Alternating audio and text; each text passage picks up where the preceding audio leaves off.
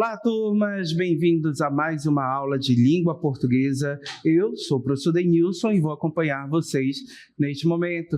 O que vamos aprender nesta aula? Então, colocando aí o nosso objeto de conhecimento nesta aula, figuras de linguagem, detalhamento, figuras de palavras. Então, nós vamos aí estudar recursos da nossa língua que podem tornar o texto, principalmente o texto literário, mais expressivo, ok? Vamos à nossa aula agora.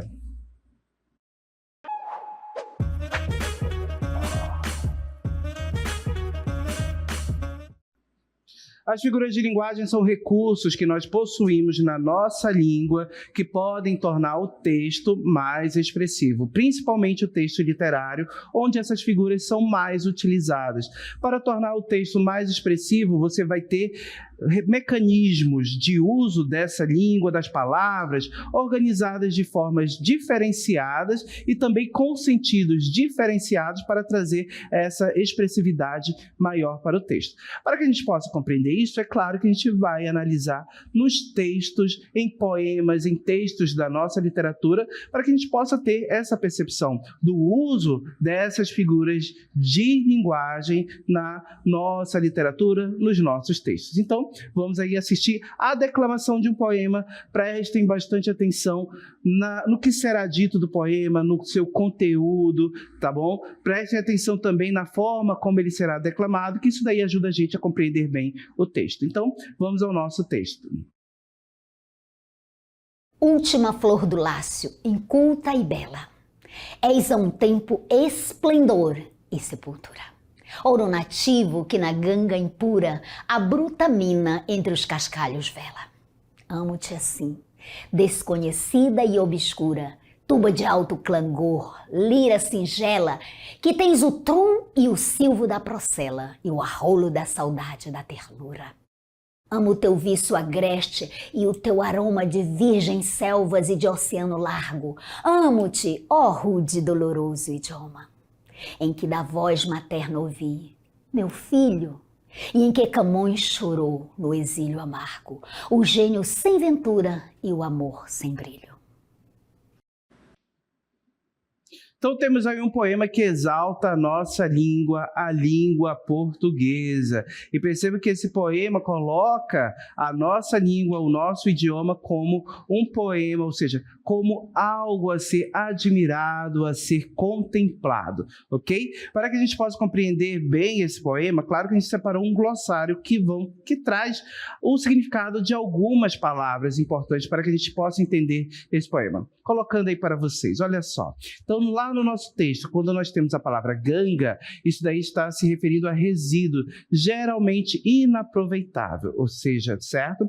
Clangor, som estridente de alguns instrumentos de sopro. Então, a gente tem aquela ideia de musicalidade, de barulho, certo?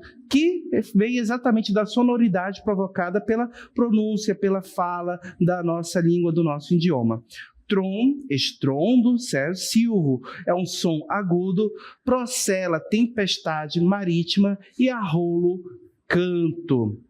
Então, observem que essas palavras, elas trazem essa ideia de algo intenso, de algo que é muito forte, tanto tempestade, o barulho. Então, a língua portuguesa se coloca desse modo dentro do nosso texto, com essa intensidade. E lembrem que lá nos últimos versos, o eu lírico fala que exatamente neste idioma, nesta língua, que ele ouve exatamente o som, ele ouve exatamente a voz do filho, meu filho, ok? Então percebam o lado relacionado aí à ternura, ao carinho, à língua, que é essa língua materna, que é a língua que nós falamos.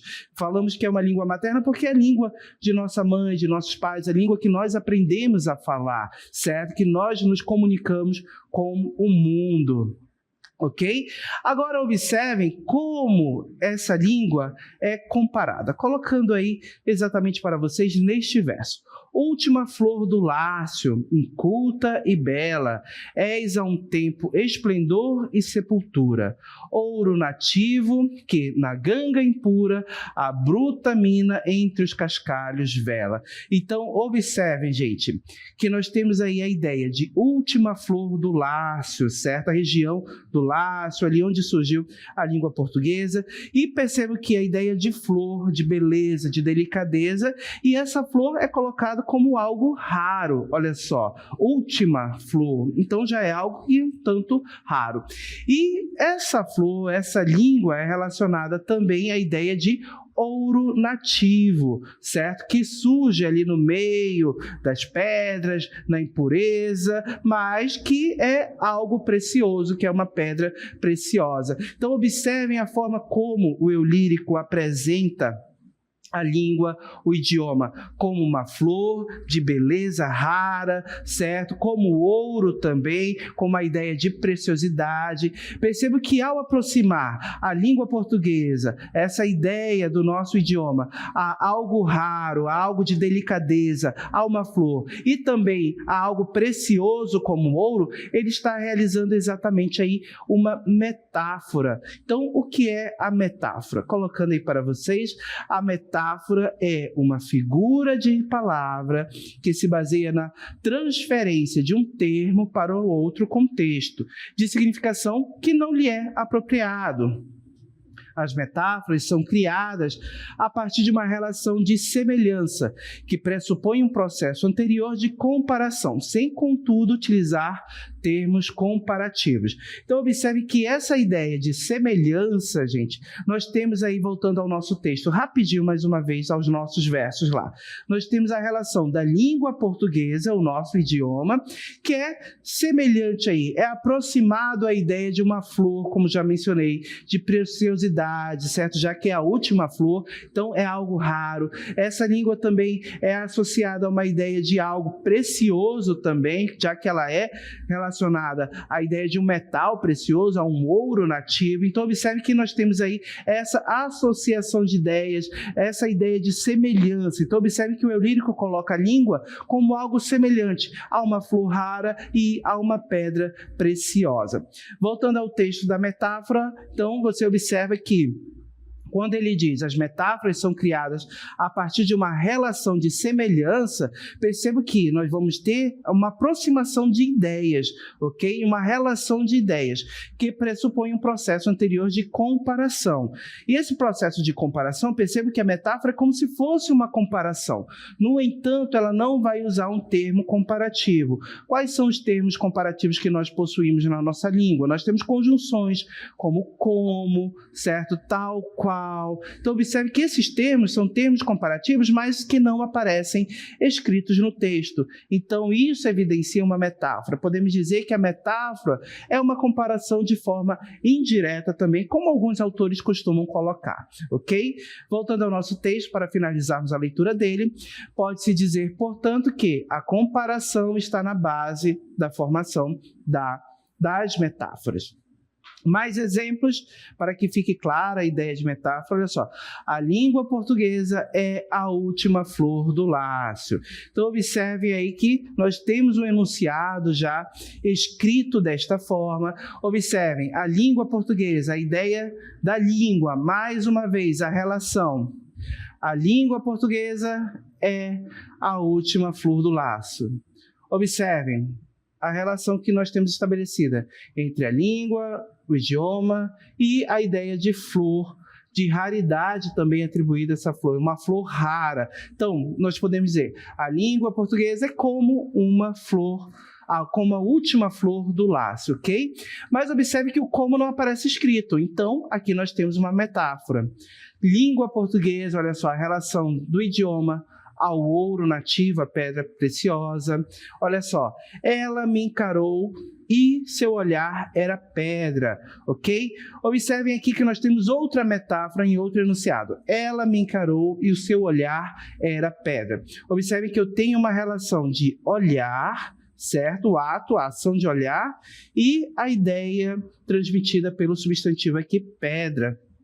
Observem que esse olhar é uma comparação, é uma aproximação de ideia desse olhar, da forma como esse olhar foi realizado. Agora, o que significa dizer? Ela me encarou e seu olhar era de pedra. Então, observe que nós vamos ter aí uma ideia desse olhar e a ideia de pedra, que pode trazer uma ideia de quê? De vazio, de algo frio, sem expressividade, já que a pedra é algo inanimado, é algo que não possui vida. Então, a gente pode ter essa ideia de associação, um olhar frio, um olhar vazio, um olhar sem vida, ok? Então, percebam que isso é uma metáfora, a construção dessa metáfora, a aproximação dessas ideias do olhar, da forma como o olhar foi efetivado. Ok? Outra figura de linguagem também que é importante nós conhecermos é exatamente a comparação. Enquanto a gente pode dizer que a metáfora é uma comparação indireta, porque não faz uso de um termo comparativo, a comparação irá fazer uso de um termo comparativo, estabelecendo assim uma diferença bem clara entre essas duas figuras de linguagem. Colocando o nosso texto aí para vocês, olha só. A comparação é uma figura de palavra que ocorre quando elementos de universos diferentes são aproximados por meio de um termo comparativo. E aí temos exemplos desses termos comparativos: como, feito, tal qual, assim como, tal, que nem e parecer, ok? Então, esses termos aí são termos comparativos que podem ser utilizados aí para estabelecer essa ideia de comparação. Ok? Para que fique claro, vamos a um exemplo, vamos verificar a comparação em textos. Então, vamos ler, vamos assistir a declamação de mais um texto agora de uma música com vocês. Avião sem asa, fogueira sem brasa, sou eu assim sem você. Futebol sem bola, pipiu sem frajola, sou eu assim sem você. Por que é que tem que ser assim? Se o meu desejo não tem fim, eu te quero a todo instante. Nem 1000 alto-falantes vão poder falar por mim. Então, acabamos de ouvir a declamação, é uma música bastante conhecida, e observem que nós temos a presença de termos comparativos aproximando as ideias entre os elementos, entre as ideias que são associadas. Então, colocando aí o nosso texto, que serviu de exemplo, olha só. Avião sem asa, fogueira sem brasa, sou eu assim sem você. Observe, sou eu assim sem você. Assim, assume essa ideia aí de um termo de comparação, ok? Então, observe, um avião sem asa, como é que o avião sem asa irá voar? Então, perceba que é um objeto que não possui mais aí a sua finalidade principal, não tem como exercer essa atividade de voar. Fogueira sem brasa, como eu posso ter uma fogueira sem o fogo queimando ali que vai aquecer? Então observe que nós temos essas ideias desses objetos sem as partes fundamentais, colocando para a gente que o eu lírico também fica sem a sua parte complementar, fica sem sentido, com a ausência exatamente da pessoa amada. Olha só mais uma vez no outro verso. Futebol sem bola, piu-piu sem frajola, um personagem de desenho animado, piu-piu e frajola. Então observe aí o pássaro e o gato, né? O piu-piu, o pássaro, e frajola, o gato. Observem que um futebol sem a bola não pode acontecer. O piu-piu, esses dois personagens de desenho animado, um sem o outro desenho também não pode existir, não tem sentido de existir. Sou eu assim sem você. Então, sou eu assim sem você expressa mais uma vez essa ideia de comparação da ausência, certo, da pessoa amada, tornando aí a vida do eu lírico sem sentido nestes versos, ok? Perceba que nós temos o uso do termo comparativo, a forma assim, e traz para a gente uma comparação direta. Então, destacando aí para vocês, colocando mais uma vez o nosso texto, os exemplos que nós colocamos, voltando lá.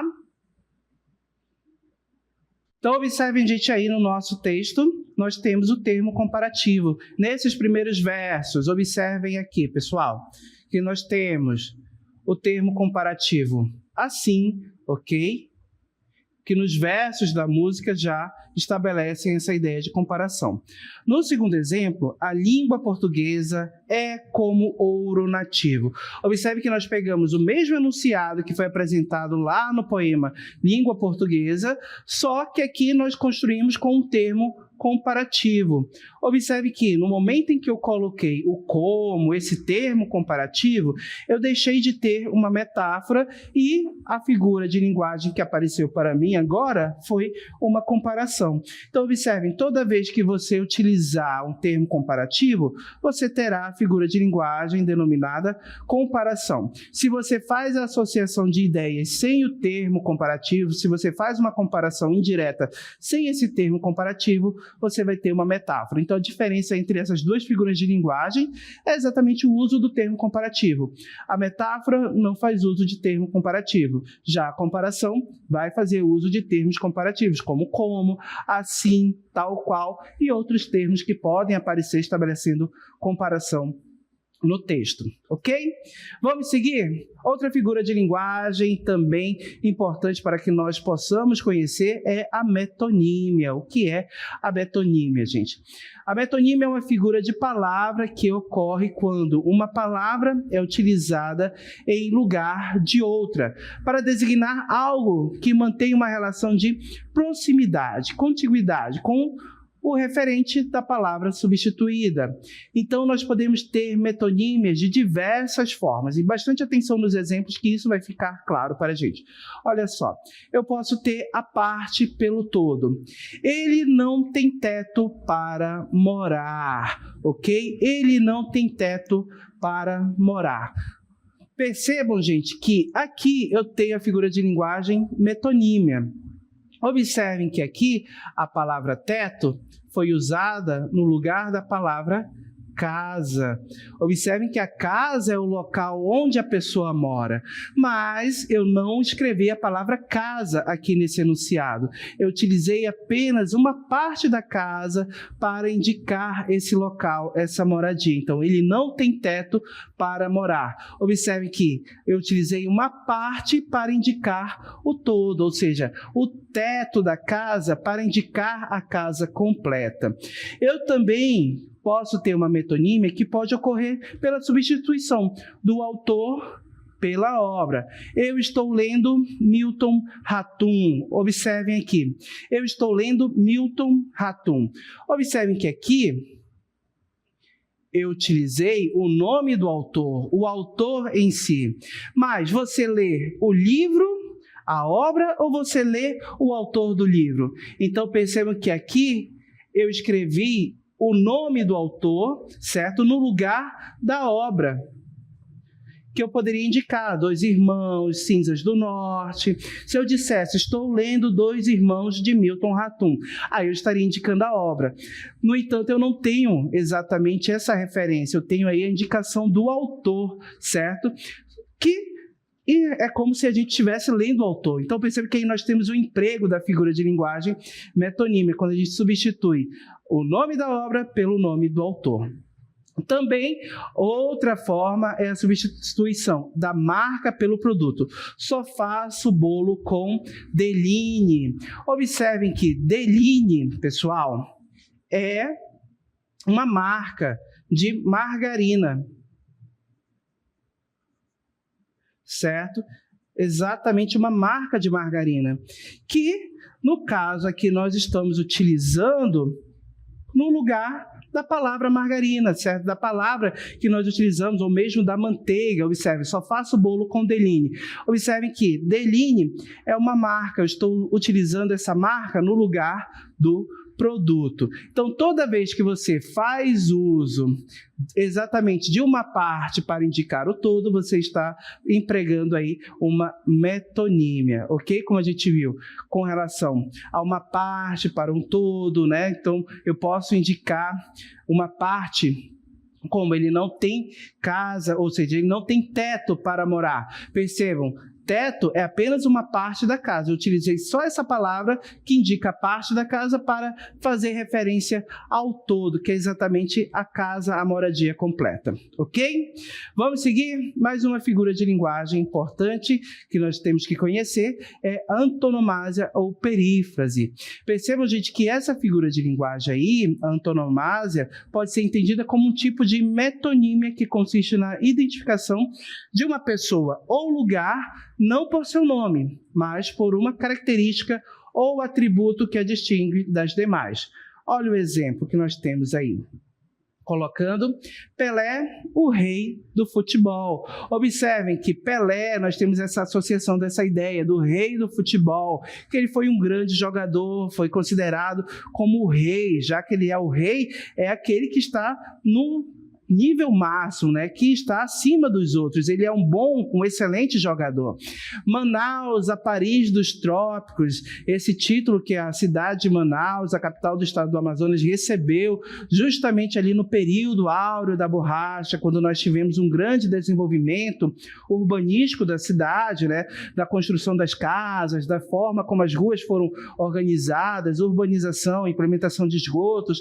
Percebe que tudo isso imitava a cidade de Paris, lá na França. E, devido a essa imitação, devido a essa característica que foi colocada na cidade de Manaus, ela ficou conhecida como a Paris dos trópicos. Também outras cidades são conhecidas aí por esse processo, como Manacapuru, a Princesinha dos Solimões. Então, observem que nós temos essa ideia que é colocada exatamente por essa figura de linguagem. Colocando ela mais uma vez aí, o texto, para que a gente possa fixar bem a ideia, é exatamente a ideia da antonomásia, voltando lá rapidinho, ou perífrase, como já falei. Então, pode ser entendida como um tipo de metonímia que consiste na identificação de uma pessoa ou lugares por seu nome, não por seu nome, mas por uma característica ou atributo que a distingue das demais, ok? Então, quando a gente fala exatamente da terra do açaí, todo mundo vai saber a referência que é relacionada à terra do abacaxi, nas cidades do Amazonas. Você tem essa ideia, essa referência, terra do Guaraná, Maués. Então, percebo que quando a gente fala esses nomes, nós estamos fazendo uso de uma antonomásia ou perífrase. Ok, gente? Vamos seguir?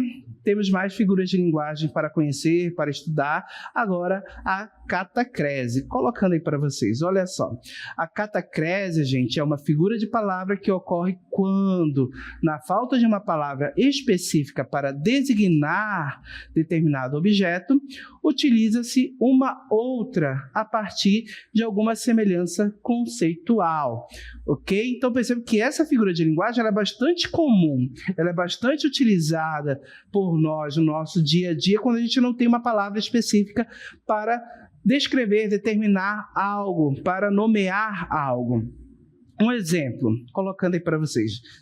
Temos aí, pé da mesa. Observem que aquela parte de suporte de uma mesa, certo? Nós chamamos de pé da mesa porque nós associamos a ideia que nós temos do nosso pé, que nos sustenta, que nos suporta, certo?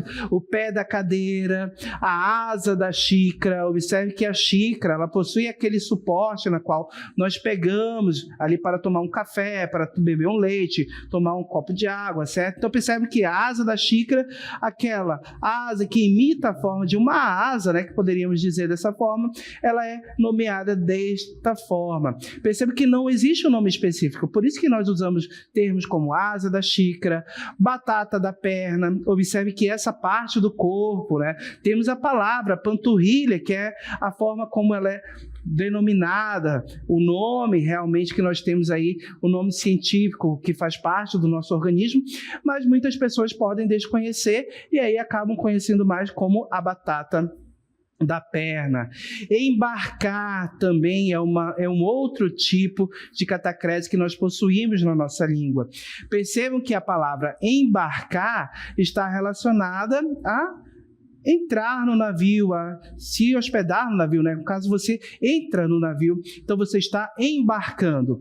Agora, perceba que essa mesma palavra também é utilizada em outros meios de transporte. Você também fala, vou embarcar no trem, o embarque de avião, né? A área do embarque no aeroporto.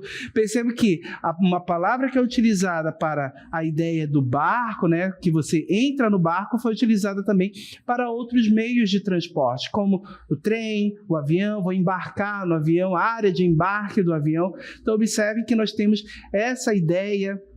Exatamente, não temos um termo específico para o ato de entrar dentro de um avião ou o ato de entrar dentro de um trem. Então, se utilizou a palavra embarcar. Então, é uma forma aí de construção exatamente dessa figura de linguagem que nós estamos estudando agora. E mais uma importante também que eu gosto bastante é a sinestesia. Colocando ela para vocês, a sinestesia é uma figura de palavra que ocorre pela associação de uma mesma expressão de sensações percebidas por diferentes órgãos do sentido. Como assim, professor? Vamos observar o exemplo que isso fica mais claro para a gente. Ela sentiu o cheiro amargo da decepção. Observem, gente, ela sentiu o cheiro amargo da decepção. Observem que nós temos palavras aqui que nos fazem referência a sentidos diferentes, a órgãos dos sentidos diferentes, ok? Então, analisem aqui comigo. Ela sentiu, ok, o cheiro amargo da decepção. Observem, sentir, a palavra cheiro está relacionada a qual sentido? Olfato, paladar, tato, visão. Perceba que a palavra cheiro está relacionada ao sentido olfato, né? Cheirar, inalar. Agora, a palavra amargo, ela está relacionada a que sentido? Olfato, paladar, visão. Então, perceba que aqui a palavra amargo, nós temos essa associação com o sentido da ideia do sabor. Então, é o paladar, certo? Então, observem, cheiro e amargo são palavras que nos remetem a sentidos diferentes e que são aproximadas dentro desse enunciado. Ela sentiu o cheiro amargo da decepção. Observe que o cheiro amargo intensifica essa ideia de decepção que nós temos aí nesse enunciado, gente. Certo? Então, por meio dessa sinestesia, dessa aproximação de ideias, das palavras que nos remetem a sentidos diferentes, intensificam para a gente essa ideia de decepção nesse enunciado. Olha o segundo exemplo. Assustei-me com aquele ruído áspero, ok? Observe que nós temos outra sinestesia aqui. Assustei-me com aquele ruído áspero. Observem aqui a palavra ruído. Essa palavra aqui, gente, está relacionada a qual órgão do sentido, a qual sentido? Tato, olfato, paladar, audição. Então, perceba que aqui nós temos exatamente a ideia de ruído, barulho relacionado à audição, né? Ao ouvir. Agora, áspero. Essa palavra áspero está relacionada a qual sentido? Mais uma vez, você tem que verificar. Está relacionada à audição, ao paladar, ao tato, à visão. Observem que áspero se relaciona ao tato, à superfície, né? Então, percebam que é uma superfície áspera. Então, assustei-me com aquele ruído áspero. As palavras ruído e ásperos, nós temos aí essa sinestesia que também intensificam essa ideia de susto, né, da pessoa que está enunciando, que está falando aí. Eu assustei, ou seja, me assustei com aquele ruído áspero. Então, percebo que a ideia de ruído, de barulho, e áspero, a ideia exatamente de superfície relacionada ao tato, a esse sentido. Então, perceba que aí nós temos exatamente uma sinestesia também, como a gente viu no primeiro exemplo. Então, observem que as figuras de linguagem que nós estudamos durante esse momento de aula, elas intensificam diversas ideias, trazendo aí uma relação positiva, como a ideia da língua portuguesa, do nosso idioma, que é relacionado à ideia de algo precioso, de algo raro, certo? Ao ouro, à delicadeza de uma flor. Então, eu percebo que isso intensifica, isso torna o texto mais expressivo no poema. A comparação que estabeleceu exatamente uma ideia do não conseguir viver sem a outra pessoa. Então, eu percebo que o eu lírico lá na música, quando ele diz que ele fica triste, né? Ele se sente como? Ele se sente como um avião sem asa, como uma fogueira sem brasa, como algo que não tem sentido sem a pessoa amada. Então, percebo que essas figuras de linguagem intensificam essas ideias. Vimos também o uso de uma parte pelo todo, quando você utiliza exatamente ali na metonímia para indicar, por exemplo, ele ficou sem teto, ou seja, sem o teto, ele ficou sem a casa, sem algo para morar, trazendo essa ideia. Tudo isso intensifica e traz para a gente as ideias que são mostradas no texto, que tornam essas ideias mais expressivas, como a gente pode observar na sinestesia, com a ideia de susto sendo intensificada, a ideia de decepção sendo intensificada, também trabalhando com as palavras que aproximam sentidos diferentes. Ok? Certo, gente? Então, já que vimos tudo isso, vamos finalizar a nossa aula aqui.